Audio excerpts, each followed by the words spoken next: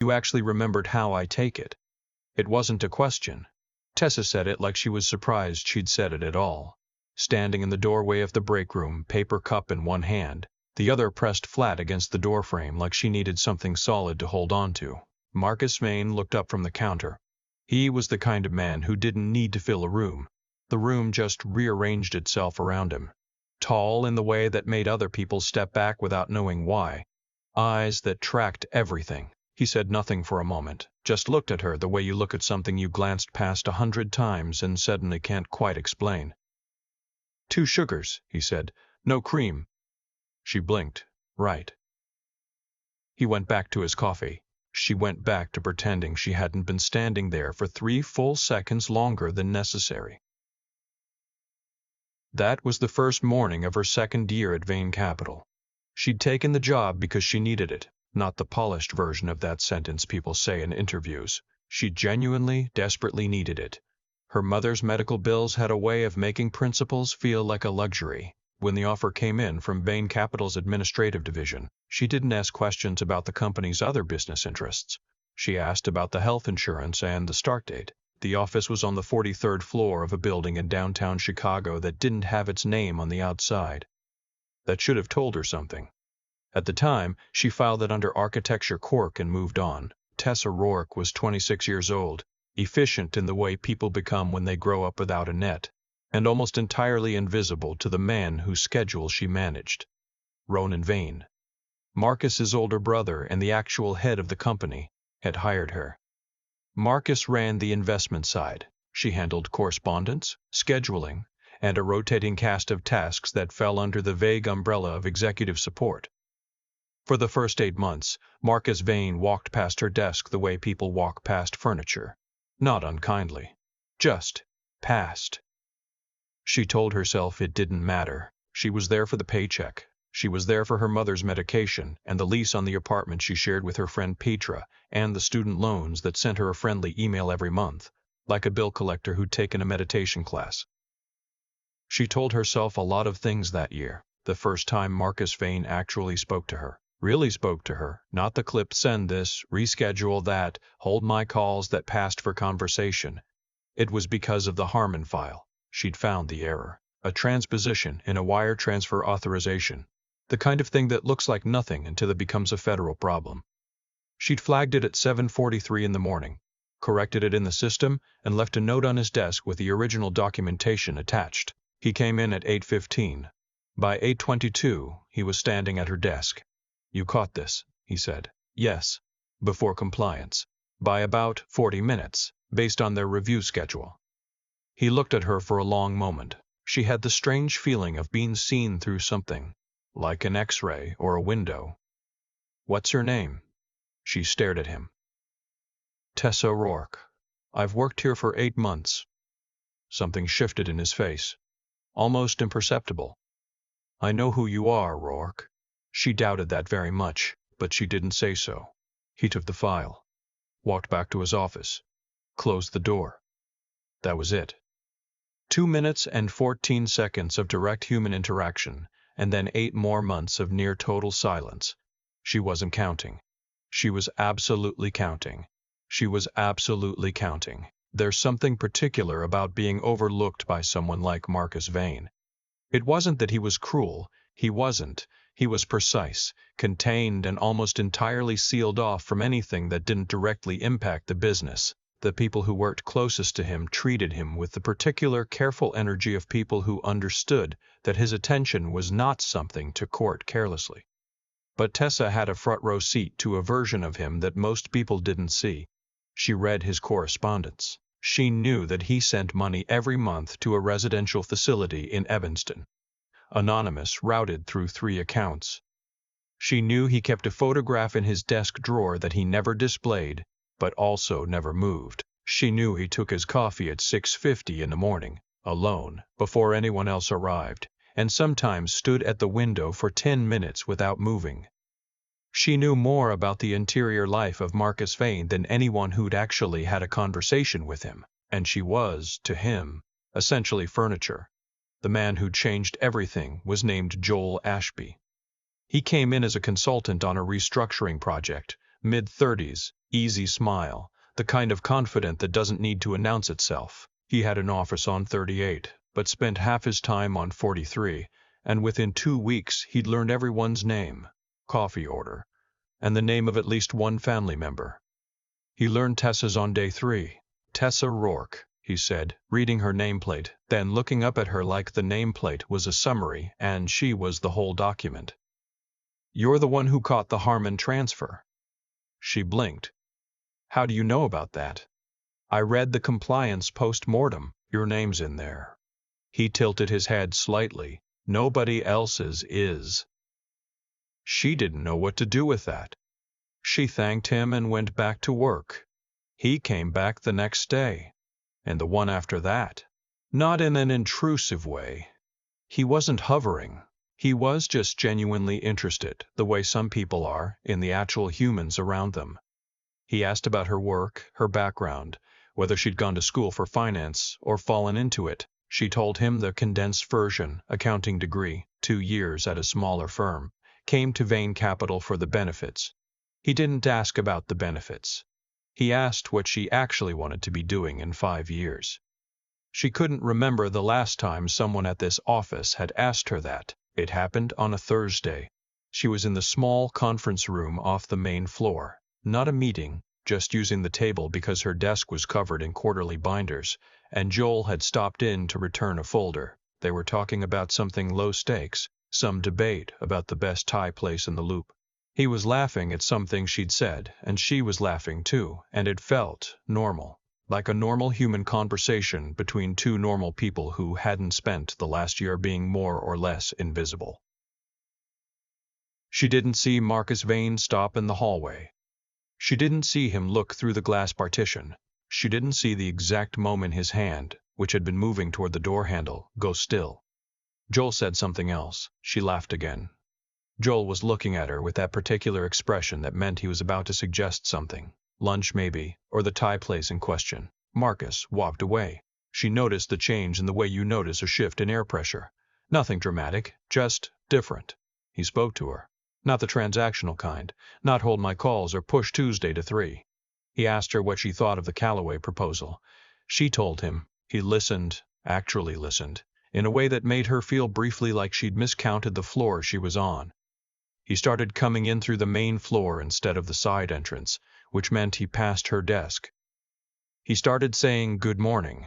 He asked, once, whether the issue with the parking validation had been sorted out.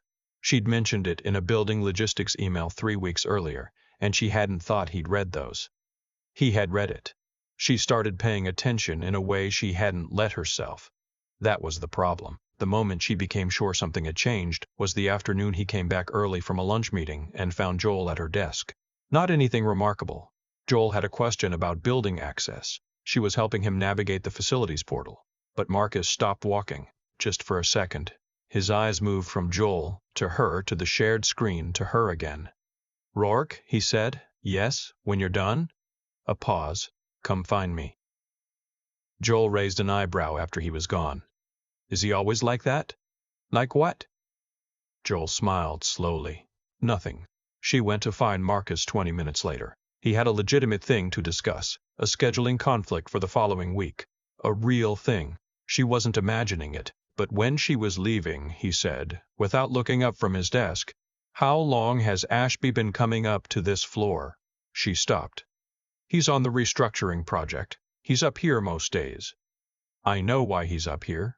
He did look up then, and his expression was entirely unreadable. "That's not what I asked." She held his gaze for a moment. "About 3 weeks." He nodded once, slowly, and went back to whatever he was reading.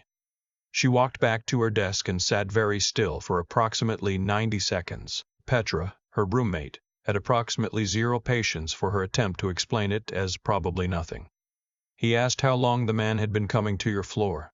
Petra said, from the kitchen, where she was making tea with the intensity of someone defusing something. He didn't ask why. He didn't ask what they were working on. He asked how long. He's meticulous. He asks specific questions. "Tessa, it could be a management thing." "It is not a management thing." Petra put the mug down. "He ignored you for a year. 1 year. And now some other man shows up and pays attention to you, and suddenly Marcus Vane is very interested in your schedule." Tessa wrapped her hands around her own mug. "He always had reasons to talk to me. I manage his calendar. He knows how you take your coffee." She was quiet. "He knew that before this guy showed up," Petra said more gently, "and he never said anything, he never did anything with knowing it." She sat down across from her. "The question isn't whether he noticed you. The question is what you want to do about the fact that he only started acting like it when he thought someone else might." Tessa stared at the table. That was the question, wasn't it? She decided to do nothing. Which was, she recognized, its own kind of decision. She was professional. She was efficient. She was exactly what she'd been hired to be, and she didn't encourage or discourage anything. When Joel asked if she wanted to grab lunch, she said she had a working lunch that day, which was true. When Marcus asked her opinion on the Delaney contract language, she gave it clearly and concisely, and did not read anything into the fact that he was asking. She did not change her routine. She did not dress differently. She did not rearrange her behavior around the gravitational field of Marcus Vane's suddenly awakened attention. What she did, instead, was get very quiet inside herself and think carefully about what she actually wanted. He found her on the roof. The building had a terrace on 44, technically a mechanical floor, but there was a section near the east side where you could stand and see the lake. She went up there sometimes at lunch when the weather allowed. She hadn't told anyone about it. She wasn't sure anyone else knew. She was standing at the railing when she heard the door. She turned. Marcus Vane looked slightly startled to find her there, not the usual controlled composure. He recovered fast, but she caught it. "I didn't know you came up here," he said. "I didn't know you did either." He walked to the railing, stood a few feet away. The wind off the lake was sharp, and she watched him face into it for a moment, the way she sometimes did, like it was a question you could stand inside. "The Delaney account is going to close," he said. "You were right about the contingency clause." "I know." He turned his head slightly. Something in the set of his jaw. Not quite ease, but the direction of it. "You're good at what you do. I know that too." He was quiet. Then, after a moment, "You've been here over a year. 14 months. I didn't—" He stopped, started again. "There's no good way to say that I didn't pay enough attention." She looked at him. The lake was very blue behind him, and the wind was doing something to his composure that his own face wouldn't allow. He looked, for the first time since she'd worked here, like someone who was choosing words carefully, not because he was managing her, but because he actually cared how they landed. "No," she said. "There isn't a good way to say that." He looked at her steadily. "I'm saying it anyway." She didn't make it easy. She wasn't interested in making it easy, not because she was playing anything, but because she'd spent 14 months being excellent at her job in the proximity of a man who could tell you her coffee order, but couldn't have picked her out of a lineup when it counted. That wasn't nothing. She wasn't going to pretend it was nothing, just because he'd finally looked up. What she did was stay honest. When he asked her to lunch, real lunch, not a meeting in a conference room, she said yes, and then she said, before they'd even made it to the elevator, "I need you to understand that I'm not going to be grateful that you noticed. I'm not going to make this easy for you as a reward for showing up." He stopped walking, looked at her, and then, quietly, with something in his expression that was maybe the closest he got to shame, he said, "I know. I'm not asking for easy." She studied him for a long moment. "Okay," she said. They got in the elevator. It wasn't a clean story. Real things rarely are. There were conversations she didn't see coming, about the family in Evanston. He had a younger sister, in recovery, the payments anonymous because she'd asked him to stay away until she was ready, and he was honoring that in the particular painful way of someone who has no good options. There were nights she had to remind herself that understanding someone's pain isn't the same as forgiving them for the ways it makes them distant. There were moments, fewer as the months went on, when he closed off and she had to decide whether to push or wait. She learned to tell the difference. He learned, slowly, that she would not disappear if he looked away. That was the real thing. She'd come to understand that's what he'd been doing all along, not ignoring her. Testing, unconsciously, whether she was someone who'd still be there when he turned back around. He'd done it with everyone. He'd just never had someone stay long enough and be compelling enough to notice the cost of the test.